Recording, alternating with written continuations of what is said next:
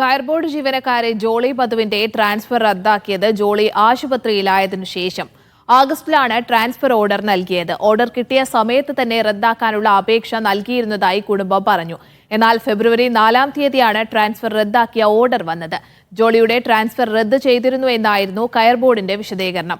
Transfer ഓർഡറിന്റെ പകർപ്പ് media വണ്ണിന് ലഭിച്ചു. ജോളിയുടെ മരണത്തിൽ കേന്ദ്ര സർക്കാർ അന്വേഷണം പ്രഖ്യാപിച്ചിട്ടുണ്ട്. കയർ വകുപ്പിലെ മാനസിക പീഡനത്തിനെതിരെ പരാതി നൽകിയ ജോളി മധു ഇന്നലെയാണ് തലയിലെ രക്തസ്രാവത്തെ തുടർന്ന് ചികിത്സയിലിരിക്കെ മരിച്ചത്.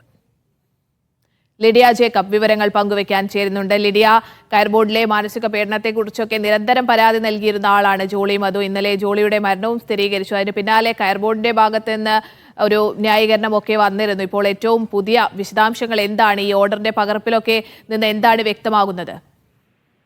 സ്നേഹ, ആദ്യം മുതൽക്ക് തന്നെ കുടുംബം ആരോപിച്ചിരുന്ന ഒരു പ്രധാനപ്പെട്ട കാര്യം എന്ന് പറയുന്നത് ജോളിയെ വളരെയധികം മാനസികമായി പീഡിപ്പിച്ചിരുന്നു, ഇത്തരത്തിൽ സമ്മർദ്ദത്തിലാക്കിയിരുന്നു. ആരോഗ്യ പ്രശ്നങ്ങളുള്ള ജോളിക്ക് ട്രാൻസ്ഫർ നൽകിയിരുന്നു, രജപുരയിലേക്ക് ട്രാൻസ്ഫർ നൽകിയിരുന്നു എന്നാണ് കുടുംബം ആരോപിച്ചിരുന്നത്. അതിൽ ജോളിക്ക് വലിയ മനോവിഷമം ഉണ്ടായിരുന്നു. മാത്രമല്ല, ഈ ശമ്പളമടക്കം മെഡിക്കൽ ലീവ് എടുത്തതിന് ശമ്പളമടക്കം പിടിച്ചു വെക്കുന്ന ഒരു നടപടിയിലേക്ക് കയർബോർഡ് കടന്നിരുന്നു. അതായിരുന്നു കുടുംബം ആദ്യം മുതൽ ഉന്നയിച്ചിരുന്ന ഒരു ആരോപണം എന്ന് പറയുന്നത്. അതിൽ ജോളി പരാതി നൽകുകയും ചെയ്തിരുന്നു. എന്നാൽ കയർബോർഡിന്റെ ഇന്നലത്തെ വിശദീകരണം എന്ന് പറയുന്നത് പിടിച്ചുവെച്ച അല്ലെങ്കിൽ മെഡിക്കൽ ലീവ് എടുത്ത സമയത്തെ ശമ്പളമൊക്കെ നൽകിയിരുന്നു. മാത്രമല്ല, ഇത്തരത്തിൽ ട്രാൻസ്ഫർ ഓർഡർ റദ്ദാക്കിയിരുന്നു എന്നുള്ള ഒരു വിശദീകരണമായിരുന്നു കയർബോർഡിന്റെ ഭാഗത്തു നിന്നും ഉണ്ടായിരുന്നത്. എന്നാൽ നമുക്ക് കിട്ടിയ രേഖകളുടെ അടിസ്ഥാനത്തിൽ നമ്മൾ നോക്കുമ്പോൾ കഴിഞ്ഞ ഓഗസ്റ്റിലാണ് ഇത്തരത്തിൽ ജോളിക്ക് ട്രാൻസ്ഫർ ഓർഡർ നൽകുന്നത്. അത് കഴിഞ്ഞ് ഇത്തരത്തിൽ ജോളി ആ സമയത്ത് തന്നെ ഒരു ട്രാൻസ്ഫർ റദ്ദാക്കാനുള്ള, ക്യാൻസൽ ചെയ്യാനുള്ള അപേക്ഷ നൽകിയിരുന്നു. എന്നാൽ അവർ അത് കൂട്ടാക്കിയിരുന്നു. കയർബോർഡ് അപേക്ഷ സ്വീകരിക്കുകയോ അല്ലെങ്കിൽ അതിലൊരു നടപടി എടുക്കാനോ കൂട്ടാക്കിയിരുന്നില്ല.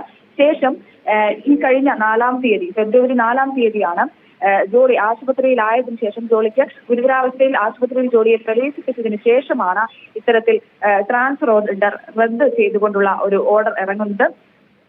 അത്തരത്തിലാണ് ഇന്നത്തെ കാര്യം. ഇന്നലത്തെ വിശദീകരണം എന്ന് പറയുന്നത് ട്രാൻസ്ഫർ ഓർഡർ റദ്ദ് ചെയ്തിരുന്നു, ശമ്പളം നൽകിയിരുന്നു എന്നുള്ള തരത്തിലായിരുന്നു കയർബോർഡിന്റെ വിശദീകരണം എന്ന് പറയുന്നത്. പക്ഷേ ജോലി ആശുപത്രിയിലായതിനു ശേഷമാണ് ഇത്തരത്തിൽ ഒരു ട്രാൻസ്ഫർ ഓർഡർ റദ്ദ് ചെയ്തത് എന്നാണ് ഇപ്പോൾ നമുക്ക് ലഭിക്കുന്ന വിവരം. മാത്രമല്ല, ഇതിൽ കേന്ദ്ര സർക്കാർ ഒരു അന്വേഷണത്തിന് ഉത്തരവിട്ടിട്ടുണ്ട്. മന്ത്രാലയം 3-അംഗ സമിതിയെ നിയോഗിച്ചിട്ടുണ്ട്. 15 ദിവസത്തിനുള്ളിൽ അന്വേഷിച്ച് റിപ്പോർട്ട് നൽകാനാണ് കേന്ദ്ര സർക്കാർ ഉത്തരവിട്ടിരിക്കുന്നത്. സ്നേഹ. ശരി ലിഡിയ.